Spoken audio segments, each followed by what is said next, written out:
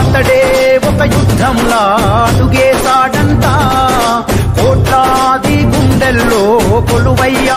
ముందుగా print and electronic media సోదరులందరికీ కూడా నమస్కారం తెలియజేస్తూ, ముఖ్యంగా ఈరోజు మీ ముందుకు రావడానికి కారణం మన జరిగిన కాకినాడ పట్టణ పద్మశాలి సంఘం భవన శంకుస్థాపన సంబంధించి శంకుస్థాపన చేయడం జరిగింది. సరే, శంకుస్థాపనలో జిల్లా అధ్యక్షులుగా ప్రోటోకాల్ లేకపోవటం చాలా జరిగినాయి. దానికి సంబంధించి జిల్లా అధ్యక్షులు మన పట్టణ అధ్యక్షులు వారు అంటే వింజమూరి చంద్రబాబు గారు, వింజమూరి సుబ్బారావు చంద్రబాబు గారు అంటారు. చంద్రబాబు గారు అధ్యక్షతన అది ఒక కరపత్రం మనం ఇన్విటేషన్ కార్డు రావడం జరిగింది. నేను ఇన్విటేషన్ కార్డు నా దగ్గరికి వస్తే యాక్చువల్గా నేను తీసుకోలేదు, చూశాను. వెంటనే నేను మరుసటి రోజు భాస్కర్ గారి అబ్బాయి, వింజమూరి భాస్కర్ అబ్బాయి చంద్రబాబు గారికి ఫోన్ చేయడం జరిగింది. ఈవినింగ్ 8:30 అవ్వచ్చు. ఫోన్ చేసి ఇలాగా కార్డు ఎవరు వేశారని అని అడిగాను. నాకు తెలియదండి అన్నారు. ఇది అన్ని నిజాలు, రేపు పొద్దుట ఏదైనా అంటే ఫేస్ టు ఫేస్ మాట్లాడుకోవచ్చు. అయితే మరి టౌన్ ప్రెసిడెంట్గా ఉన్నప్పుడు కార్డులో ప్రోటోకాల్ అనేది ఉంటుంది కదా. నేను ఒక జిల్లా అధ్యక్షులుగా ఇక్కడ ఉన్నాను, మీకు తెలుసా అంటే నాకు తెలీదు అన్నారు. అంటే ఇంచుమించు సుమారు నేను 2013 అనుకుంటే 2005 నుంచి ఈ పద్మశాలి చేనేత కులాల్లో అనేక కార్యక్రమాలు చేస్తూ, అనేక ర్యాలీలు చేస్తూ, అనేక కార్యక్రమాలు చేస్తూ ఉన్నాం. అంటే తెలీదు అనడానికి కారణం ఏంటి?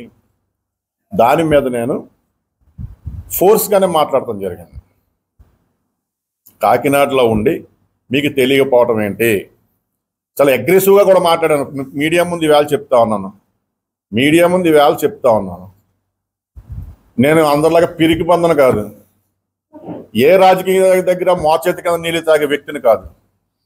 నేను క్లియర్గా చెప్తా ఉన్నాను. దానికి కుర్రోలతో ప్రెస్ మీట్ పెట్టించారు. మరి ఆయనే మాట్లాడచ్చు కదా ప్రెస్ మీట్కి వచ్చి. చంద్రబాబు గారు ఇప్పుడు కూడా చంద్రబాబు గారు మర్యాదగా పిలుస్తున్నాను కదా, ₹1 కోటి ఇచ్చారు కదా బిల్డింగ్కి.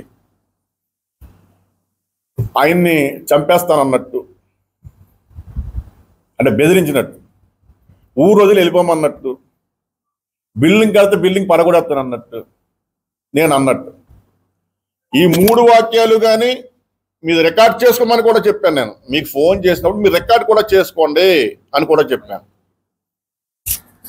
అంటే నేను అనలేని మాటలు నా వేరే వ్యక్తితో అనిపించి నన్ను బదలాం చేయడానికా మీ ఉద్దేశం? నేను 25 సంవత్సరాల పాటు రాజకీయంలో తిరుగుతూ ఉన్నాను. ఏ సంభాషణలో ఏ మాటలు, ఏ టైంలో ఏ మాటలు మాట్లాడాలో ఆ మాత్రం నాకు తెలుసు. నేనంత తెలివి తక్కువ అయింది రాజకీయంలో తిరుగుతలేదు.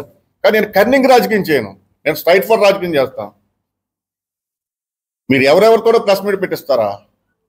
మీరు ఆ రోజు ప్రెస్ మీట్ ముందు మీటింగ్ పెట్టి వెళ్ళిపోయారు కదా, మీరే ప్రెస్ ముందు మాట్లాడవచ్చు కదా.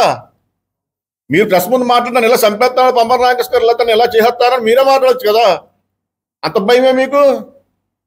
అంటే కేవలం ఏంటంటే ఎదట వ్యక్తిని వాళ్ళ మీద బురద జల్లాలి మీరు. ఇది ఎంతవరకు సబబు? ఇది ఒక పాయింట్, ఈ చంద్రబాబు గారికి చెప్పే పాయింట్. రెండోది, నిన్న కాక మొన్న వచ్చి నెక్కర్లు ఇస్తున్నారు కుర్రోళ్ళు. నేను ఉమ్మడి జిల్లాకి పద్మశాలి సంఘం అధ్యక్షులు కాదు, జిల్లా ఇడిపోయింది అని చెప్తా ఉన్నారు. ఆ పక్కన కూర్చున్నారు పెద్దలు, మరి వాళ్ళకన్నా మరి కనీసం ఉండాలి కదా. నేను ఉమ్మడి జిల్లా అధ్యక్షులుగా ఎవరో ఇచ్చిన పదవి అయితే నాది కాదు. 2013 వరకు డాక్టర్ శ్రీరామచంద్రమూర్తి గారు, పిఠాపురం డాక్టర్ గారు సుమారు 20 నుంచి 25 సంవత్సరాలు అధ్యక్షులుగా కొనసాగారు. ఆయన అనంతరం అంటే ఆయన బతికుండగానే ఆయన ఆరోగ్యరీత్యా కొంచెం ఇబ్బందిగా ఉండి ఈ పదవి ఇంకొక దారాదత్తం చేసేస్తూ ఉంటే ఆ రోజు అఖిల భారత పద్మశాలి సంఘం అధ్యక్షులు జి రామమూర్తి గారు, ఆ రోజు అఖిల భారత పద్మశాలి సంఘం ప్రధాన కార్యదర్శి కందగట్ట స్వామి గారు, అలాగే గడ్డం జగన్నాథం గారు, ఆ రోజు కోస్తాంధ్ర పద్మశాలి సంఘం కోస్తాంధ్ర అధ్యక్షులు ఎంగల కోటేశ్వర వైకే గారి సమక్షంలో ఎలక్షన్ పెట్టమంటం జరిగింది. ఆ రోజు ఎలక్షన్ పెట్టడం జరిగింది. మొత్తం జిల్లాలో సుమారు 100 సంఘాల పైబడి 2 నుంచి 3 వేల మంది లేడీస్ క్లబ్ లో ఎలక్షన్ జరగడం జరిగింది. అక్కడే తెలిసింది కదా మీ సత్తా ఏంటో, నీ బండాసారం అంటే ఆ రోజే బయటపడ్డది కదా. అంటే ఆ రోజుని ఎలక్షన్ జరిగింది, నన్ను నియమించింది జరిగింది. తర్వాత బైలా కూడా ఉంది. మళ్ళీ ఎలక్షన్ పెట్టే వరకు ఈ అధ్యక్షులు కొనసాగుతారు.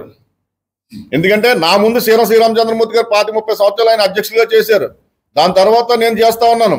నేను ఆ పదవిలో కొనసాగాలని అయితే నాకు లేదు.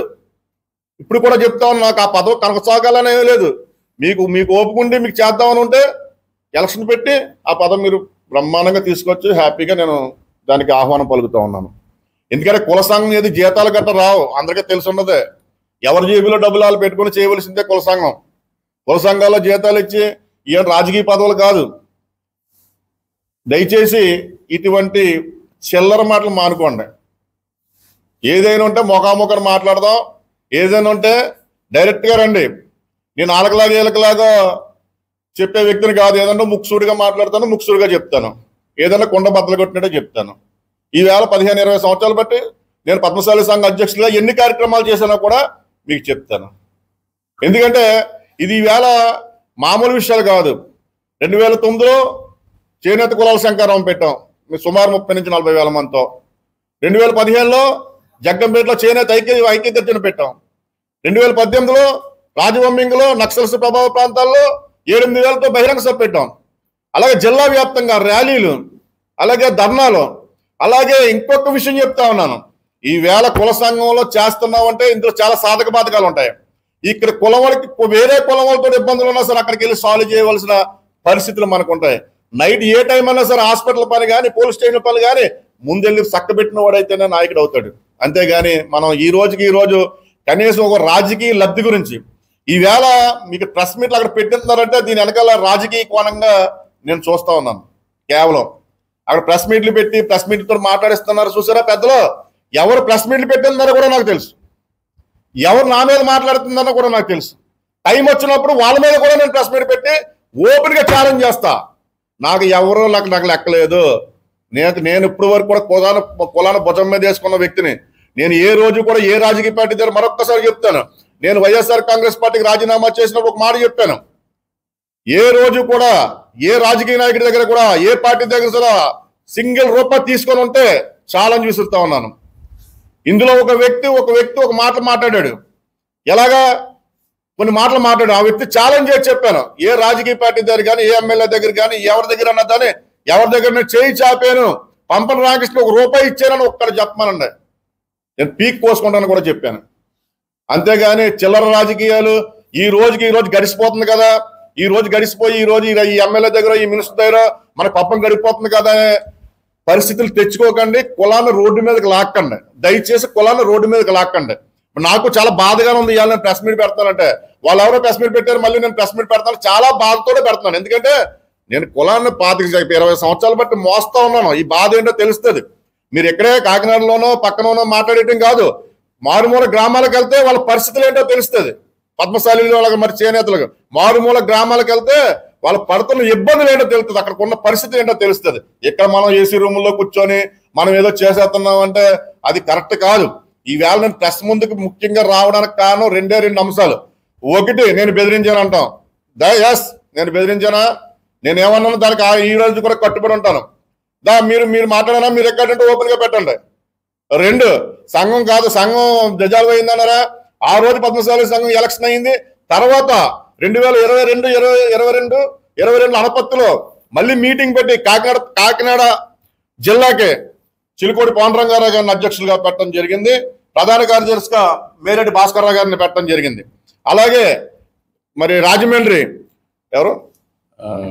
బొత్తుల నరసింహమూర్తి గారిని అధ్యక్షులుగా పెట్టడం జరిగింది. ప్రధాన కార్యదర్శిగా పెనుగొండ శ్రీనివాస్ గారిని పెట్టడం జరిగింది. అలాగే అమలాపురం సత్యనారాయణ గారిని పెట్టడం జరిగింది. చెప్తాను, మేమేమి అంత రికార్డెడ్గా ఉన్నాం, పక్కా రికార్డెడ్గా ఉన్నాను. నేనేం రికార్డెడ్గా లేకుండా నేనేం మాట్లాడతలేదు, పక్కా రికార్డెడ్ తెలుసుకొని మాట్లాడండి. ఎవరో ఏదో చెప్పారని 4 మైకులు ఎట్టారని మాట్లాడేస్తాం వల్ల మంచి పద్ధతి కాదు. నేను ఎక్కువ మాట్లాడకూడదు. మళ్ళీ కానీ ఇటువంటి ప్రెస్ మీట్లు పెట్టి ఏ అవ్వాకులు శవాకులు కానీ పేలితే రూట్ వేరుగా ఉంటుందని ఈ సందర్భంగా తెలియజేస్తాను.